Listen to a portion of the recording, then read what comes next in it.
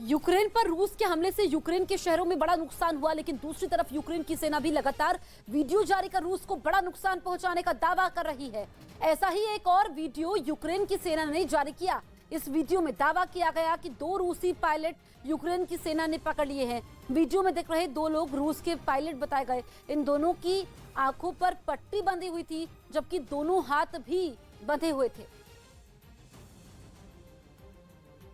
और जंग के 10वें दिन रूस ने यूक्रेन के 2 शहरों में सीज फायर का ऐलान कर दिया। ये सीज फायर 7 घंटों के लिए किया गया, जिसकी जानकारी रूस के रक्षा मंत्रालय ने दी, ताकि मारियुपोल और वोल्नोवाखा में फंसे आम लोगों को सही सलामत वहां से निकलने का मौका मिल सके।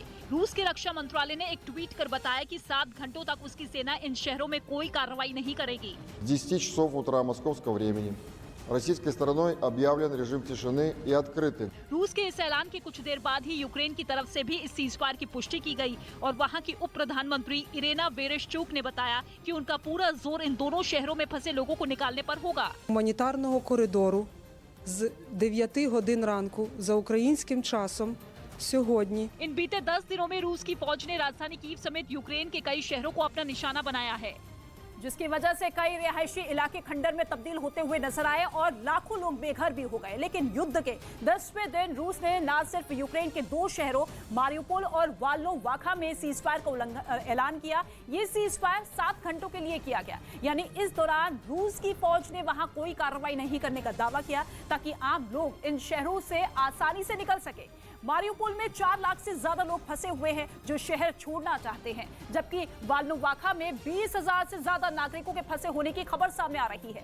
जिनको निकालने के लिए एक खास कॉरिडोर तैयार किया गया है। मतलब ये कि सिर्फ एक तय रूट के जरिए ही लोग शहर छोड़ पाए, जिसके लिए वहां की प्रशासन ने सभी ड्राइवरों से लोगों की शहर छोड़ने में मदद करने की अपील की है। रूस के हमलों ने यूक्रेन के चर्निव शहर में भी जमकर तबाही मचाई है। इन हमलों की वजह से वहां कई मकानों में आग लग गई। इसी शहर के एक इलाके से कुछ तस्वीरें सामने आई, जिनमें कुछ मकान आग की लपटों में घिर गए।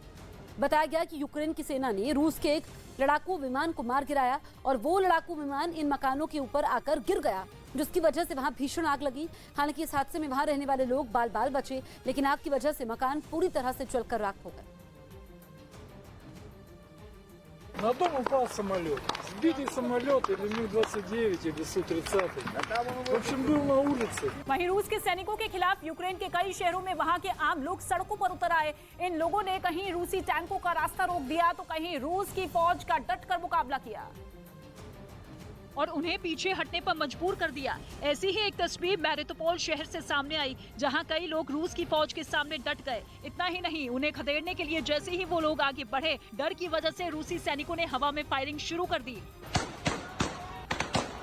खेरसोन में भी रूस की सेना को आम लोगों का विरोध झेलना पड़ा। वहां रूसी कब्जे के ऐलान के बाद जैसे ही उसकी सेना टैंक के साथ शहर में दाखिल हुई तो विद्रोह हो गया। सैकड़ों की तादाद में यूक्रेन के लोग सड़कों पर उतर आए और उनमें कई लोग टैंकों के आगे लेट गए ताकि रूसी टैंक शहर में घुस ना सके। यही नहीं, एक आदमी तो रूसी टैंक पर चढ़कर यूक्रेन का झंडा लहराता दिखा। लोगों के विरोध को देखते हुए रूसी सेना ने भी भाग जाने में अपनी भलाई समझी और किसी तरह वहाँ से तेजी से निकल गई। यूक्रेन में फंसे भारतीय छात्रों को निकालने का हर संभव प्रयास जारी है।